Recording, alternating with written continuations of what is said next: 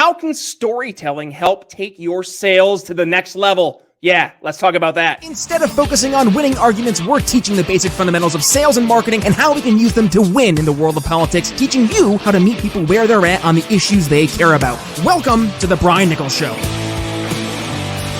Well, happy Thursday there, folks. Brian Nichols here on the Brian Nichols Show, and thank you for joining us on, of course, another fun-filled episode. I am, as always, your humble host, joining you live from our Stratus IP studios here in lovely Eastern Indiana.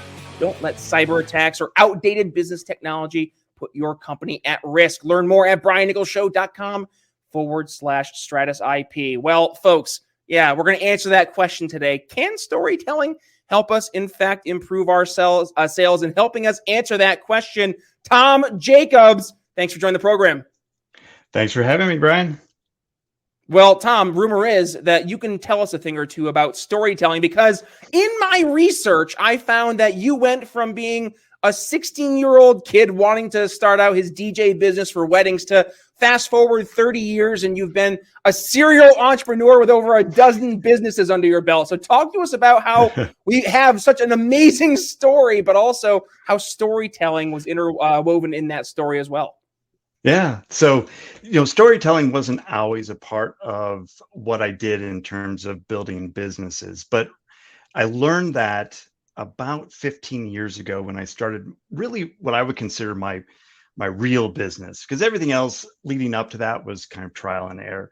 But the real business was a fitness business that I started, and it was through the power of telling stories about my own personal transformation story that I was able to connect with my prospects on a real human level, and therefore getting more clients to really know, like, and trust me, and therefore join the program.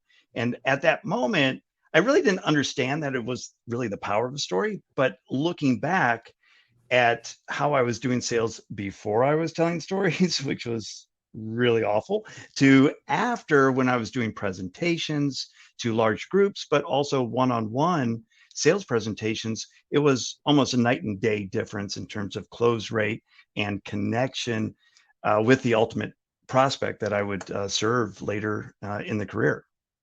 Interesting. Well, let's do this, Tom, because I'm a sales guy by trade. I do cybersecurity, telecommunications sales. I know we have lots and lots of folks in both the sales, but also in the entrepreneurial space who they're looking to increase their sales. And let's talk to your sales professionals or those who find themselves engaging in the sales process. It sounds difficult, right? Saying, okay, how do I take a story, an arbitrary thing, and put it into what I'm trying to create in value from a service or a product? Aren't I going to be getting into the weeds and telling them things they don't need to hear? Don't they need to hear about the features and the benefits and all that important stuff? Don't they need to know who I am? Well, that's the first part. They need to know who you are, and you need to have that human connection, because at the end of the day, we buy from people. We don't buy from, robots. So we want to, and we're humans. We love that human connection, and that's what connects us all. So if you're taking that human element out of your sales process, you're really leaving a lot on the table. There's really 4 personality types that you'd be selling to, and primarily, it's the nurturing type of personality type that loves that story, and they make up a good portion of the type of people that you might be selling to. And for nurturing type of people, they love that human connection, that community connection. And the moment that you can bring in stories and relate them back to your product or service in an elegant way, they're going to be like, wow, this is really cool. I like this person. I'd love to do business with Brian because he seems like a real person and really a caring person and is looking out for my best interests. Talk to us about your fitness journey, right? Because so my audience, they've heard my story a million times. I used to weigh 385 pounds, lost a boatload of weight, then lifted a bunch of weight, started doing weightlifting and stuff. And now I go to the gym every morning at 5 a.m. to pick things up and put things down. And I pay people to let me go do that. It's wild. And you actually are somebody out there who gets paid to let people come and pick things up and put things down in said facility. Talk to us about how that story helped shape your overall sales journey, and also starting out as building up not just your fitness empire, but then turning it into how to help other fitness trainers and fitness owners, fitness center owners, sell their industry and sell their business. Yeah, so I was 31 years old and I was having some health problems. Of course, you go to the doctor to figure out what that is, and the doctors, they love to give you pills. So I was about 40 pounds overweight. So I'm about 5'7", and I was getting up to about 200 pounds. And that didn't look really good on me. Plus, I was huffing and puffing all the time. I had high blood pressure, high cholesterol. And when my doctor saw me, he was like, if you continue down this route, you'll be lucky to see 40. And that was a wake up call. And the doctor was like, well, you can do one of two things. You can take these pills, or you can do this thing called diet and exercise, but nobody really does that. So go ahead and take the pills. Luckily, that doctor isn't practicing medicine anymore. So I decided, because I like a challenge, so I decided to go the route of doing the diet and exercise. And I found a book. It was called Body for Life. This was in early 2000. And it was offering a contest for the biggest amount of transformation. It was $100,000 over a 12-week period if you could do a body transformation and then write about it and do the before and after pictures and all that stuff. So over the course of 12 weeks, I followed exactly the prescription in the book. It was eating 5 meals a day, watching kind of the portion size, not really counting calories, but really about portion size and timing. And then it was working out 6 days a week. And then I had one free day, and it was, really, I could eat anything on that day also. And they call that the cheat day. But over the course of 12 weeks, I lost 40 pounds of fat and gained 10 pounds of muscle. And more importantly, my blood pressure came way down, back to normal, 120 over 80. And my high cholesterol went from like 250 down to like 170. And the doctor was like, what'd you do? And I was like, well, I did diet and exercise. And doc, I think it doesn't work. Yeah, right. The thing that nobody ever does. And Yeah. and quite frankly, doc, you should do it too, because you probably need it. So, he was really amazed by that. I was amazed by that. And during that 12-week process, people at work were asking me, like, what are you doing? Like, what's your secret? Like, what are you taking? That's, everybody wants that shortcut. Where's the magic pill? Exactly. And there is no, well, it's two things: diet and exercise. Watch what you eat and move. And there's no secret. But it was, for me, it was that accountability of that $100,000 prize. And I'd entered the contest, and I put my before and after pictures. I wrote the essay. I put some tears on the essay as well, just to add a little flavor to it. And I remember when I got this FedEx envelope back from the company after I'd entered the contest, and I opened it up and I pulled out the letter, and it said, "Congratulations on completing the program. You didn't quite win, but here's a T-shirt." And they sent me an extra large T-shirt, which still bothers me to this day, because it should have been a medium. But I didn't win that, but I won my life back, and I won a new career. Because when people were asking me, I started to think, you know what? I could probably do this for a living. And so I got certified as a personal trainer. And over the course of 2 to 3 years, I was training people and really transitioning to that fact where I could buy a existing personal training studio. And then I blew that up over a course of 10 years and sold that about 5 years ago. Now that you glossed over I think one of the most important parts, though, about that 10-year process, because there was something very important you learned along the way. And that was the importance of not trying to be something for everyone. Can you talk about how simplifying things ended up helping propel you even further ahead? Yeah, absolutely. So, when I first started that fitness center, I wanted to help everybody. And so I had personal training, I had boot camps, I had Pilates, I had fitness center or fitness classes, and open gym, all this stuff. And there was a lot of activity, but there was very little profit. So I was making a lot of money, but at the end of the month, nothing was left over for me. Once I simplified and really understood what my ideal clients really wanted, which was small group private training at an affordable rate, I like reduced my gross revenue, but my net income just skyrocketed. And I was able to, build that business up to be able to sell that to somebody else who's continuing on now. So Yeah, and it I just was want quite to the journey. emphasize that because it's so important for folks, I think, sometimes to not try to be something for everyone. And we talk about this in the world of politics too. When you're going in and you're trying to lead with like 15 different things that you're like, this is what my campaign's about. And you get up there and you open up your big book, and you got like 15 things you're going to list off. People fall asleep. They're not paying attention anymore. It has to be 1, 2, maybe 3 things at most that you're going to lead with. And people are going to say like, oh yeah, his campaign, her campaign equals these 3 issues. I know that. And that right there, I think it speaks to exactly that point there, Tom. And let's kind of take this a step further. Yeah. And we're, now maybe bridging a little bit into the world of not just, entrepreneurs, but also politics. How can we in the world of politics, and this is, agnostic of political affiliation, but more effectively communicate with voters using storytelling? How can we do that when sometimes folks are just so, I guess, appalled at the very idea of even listening to a politician because I think they're right below Congress, or not Congress. It was like politicians, Congress, like you have snakes, spiders, they're all the lowest of the approval ratings there. So, I mean, how can we use storytelling to actually get people to trust us and listen to us more? Yeah. Yeah, really, there's for politicians, for salespeople, for anybody, there's really 2 types of stories that you can really concentrate on. It's one is your personal story, and 2 is people that you've affected as well. So client testimonial stories or constituent stories that have that you've helped through the policies that you've implemented or that you will be implementing.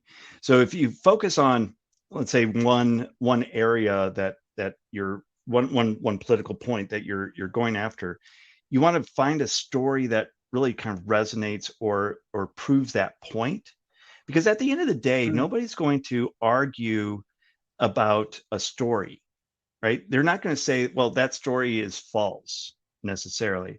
They might say, I don't agree with that story, but they're not going to say that story didn't exist. If you give facts and figures, they're going to say, I'm not quite sure if that really works. But a story is a story. And the story is meant to make that connection and to illustrate a point. Can you talk about the way in which storytelling, it triggers emotions and how we can effectively use emotion to help drive people to make a decision? Yeah.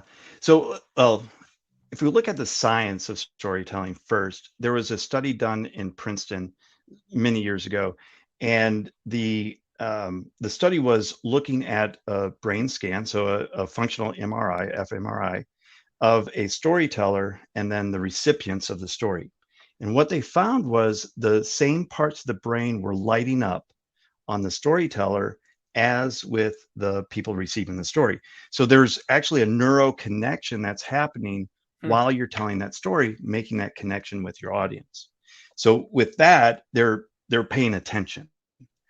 And I think that's the first thing that stories do, is pull people in rather than push them to sleep, which a lot of, when you're doing facts and figures and talking about your policies and all that, you can oftentimes put people to sleep. But if you're giving them a story of either of yourself going through why you believe in something, or you're giving a story of somebody that you've affected in a positive way, they're gonna pay attention and understand that. It's like the old fairy tales, the fables that we've always grown up with. There's always a moral to the story, and they stick with you. Like everybody knows about the 3 bears and Hansel and Gretel and all those, those fables. People don't forget those. Those are always going to be with you. And if you're able to weave your story in a way that further emphasizes your position or your product and service, people are going to remember you because of that story. What's the quote? It's people won't necessarily remember your name, but they'll remember the way you made them feel. I know I'm butchering it. It's a Maya Angelou quote. Maya Angelou, Yeah.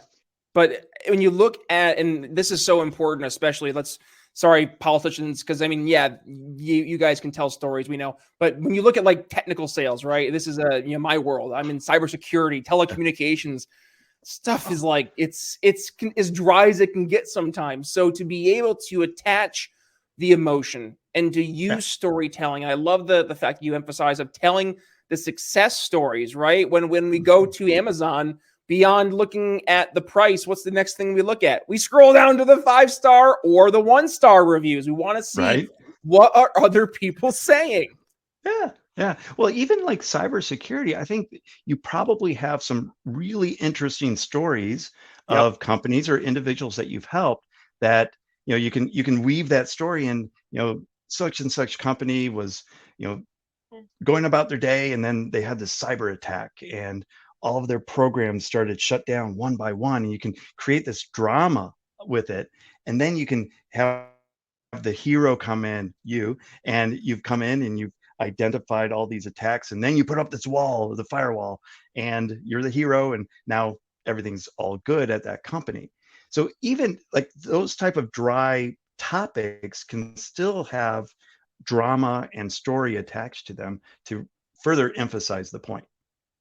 And I think it's important a lot of times for folks to incorporate stories beyond the traditional PowerPoint people to death, because, and I'm sure you've seen this, right, Tom? Right? Like people will come in, they'll have their presentation, they have 17 slides that they absolutely must get through, and they have to read every word on that slide, versus if they can, maybe have 6, 7 slides and tell more compelling stories, which, to your point, right, one of the best stories I like to incorporate into my storytelling is just that. And it's telling a story of a customer who they had credentials that were on the dark web. Well, lo and behold, those credentials, they were to the CEO's main user admin credentials, and that would have been a whole issue if they had been actually utilized on the dark web. So being able to tell those stories, right, of the crises averted, but also to kind of touch on that fear, uncertainty, and doubt that we are unfortunately having to focus on in terms of emotional drivers when we're getting people to make decisions. Because while, yes, people will make decisions based on love, they really have to love you, but we know fear is going to push people to actually make the decision more quickly. So I say all that. Tell us your favorite story. What's one of the favorite sales stories that you've seen? Maybe not necessarily your own, but maybe a sales story you've heard from somebody else that was really darn effective. Well, I'll tell my little story. So in that fitness business, in the first 6 months, I almost went broke, and it was because I didn't know how to sell. And one day I remember sitting at my desk. It was a Sunday afternoon. I remember it clearly now. It was blue skies. It's in Houston, Texas. It was hot outside, and my office was in the back of the gym, in the utility closet, and that's where the transformer was. So it's kind of buzzing behind me and producing a lot of heat. I'm surprised I don't have a third eye back there. But I'm sitting there and I'm looking at my computer screen, and tears start falling down my face. And what I'm looking at is my bank balance. And I realized that by Friday, when rent and payroll are due, I'm going to be $10,000 short. And I didn't know what to do. I had already tapped out all of my savings. I had maxed out all my credit cards. I had no lines of credit. And at that moment, I had to make the hardest phone call of my life. And I had to call Dad, bank of Dad. And, we had a little conversation, but, my dad's a wonderful, wonderful person. But he's never been entrepreneurial. And he was trying to kind of help me kind of do some problem solving. And I was like, Dad, look, I just need $10,000 or I'm going to have to shut my business down. And he could hear in my voice that I was really in trouble. And he's like, look, son, I'll loan you the money. I said, oh, thank you, Dad. He said, yes, I'll loan you the money. Loan was the key word there, at 12% interest. And I had to put my house up for collateral. I was like, I thought you were an entrepreneurial, Dad. That's pretty awesome. And, with that, and so it got me through that little bump. It got me to invest in a mentor that would help me with my small business. And within 6 months, I was able to pay him back fully before the interest kicked in. And I was able to then take that money and invest in myself, but pay my employees, pay the rent, but learn the skills of selling that I needed to learn. And in that next year, I quadrupled my revenue. I went from like 100,000 in the first year to 400,000 in the second year, because I learned the power of sales and the power of storytelling within that sales process. Wow. How about that? Well, folks, if you are getting excited about trying to incorporate storytelling into your sales, well, good news. I'm sure Tom can direct you to where, I don't know, you can follow more to continue a conversation and maybe learn from an expert storyteller himself. So, Tom, where can folks go ahead, find you, and continue the conversation should they choose to? Yeah, great. On my website. So it's tomjackobs.com. So TOMJACKOBS.com. And if you do /3 keys, I have a special downloadable book that gives you the 3 keys to selling to help you try to double your sales in the next 6 months. Well, there you go. We'll include that in the show notes. And how about this for final thoughts as we wrap things up today, Tom? I cannot vouch enough for the importance of storytelling. It has been one of the tools in my tool belt that I've utilized, not just in my sales career, but here on the show, as we're 658 episodes in. Telling stories, yes, it's super effective in terms of not only getting people to actually pay attention, but to then get that emotional connection. So, folks, please, yes, take today's episode, get some value. And if you did get some value, I'm going to ask you, please do us a favor. Go ahead and give it a share. And when you do, please go ahead and tag yours truly at B Nichols Liberty. And also, if you enjoyed the show, please let Tom know. I know our guests always love being reached out to by our audience here. So that's my final thoughts and my final request here for the audience today. Tom, final thoughts you have for us as we wrap things up? Tell great stories. Make yourself the hero in that story. There you go. All right, folks. Well, with that being said, thank you for joining us. And if you are one of the 99% of the other folks joining us on the podcast version of the show, well, thank you for listening. Please do us a favor, hit that artwork on your podcast catcher. It'll bring you over to briannicholsshow.com, where you can find all of the show notes from today's episode, including all of the links there for Tom. Plus, you can find the video version of the program over on YouTube, over on Odyssey, and over on Rumble, wherever it is. All I ask you to do, please hit that little subscribe button and notification bell so you don't miss a single time we go live. And one last thing. Yes, we still have that free new ebook available. It's called How to Win Your Local Election. It's for anyone who is looking to crush their local election, whether you're running for the first time, running for re-election, or hey, you're just interested in what does it take to run for local office. Get yours over at briannicholsshow.com/win local. But that's all we have for you today. With that being said, Brian Nichols signing off here on the Brian Nichols Show for Tom Jackobs. We'll see you tomorrow. Thanks for listening to the Brian Nichols Show. Find more episodes at briannicholsshow.com.